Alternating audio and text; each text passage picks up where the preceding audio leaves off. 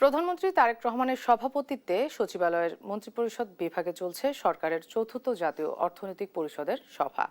সকাল 10টা থেকে শুরু হওয়া একনেক সভায় নতুন সংশোধিত মিলিয়ে 12টি প্রকল্প তোলা হবে, যেখানে সম্ভাব্য ব্যয় ধরা হয়েছে 8,106 কোটি টাকা।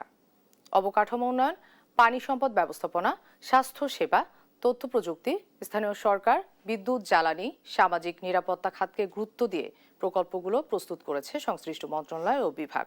প্রধানমন্ত্রী তারেক রহমানের আসন্ন চীন সফরের আগেই প্রায় 4,000 কোটি টাকা ব্যয়ে চট্টগ্রামের আনোয়ারায় 800 একর জমিতে চীনা অর্থনৈতিক জোন স্থাপন প্রকল্প অনুমোদন পেতে পারে এই সভায়। এছাড়াও শিশু স্বাস্থ্য সুরক্ষা আরও শক্তিশালী করতে বাংলাদেশ শিশু হাসপাতাল ও ইনস্টিটিউট সম্প্রসারণ প্রকল্প 2 নামে নতুন প্রকল্প প্রস্তাব উঠছে একনিকে। প্রকল্পটি বাস্তবায়নে আগামী জুলাই থেকে 2028 জুনের মধ্যে সময় ধরা হয়েছে এবং সম্ভাব্য ব্যয় নির্ধারিত হয়েছে 344 কোটি টাকা।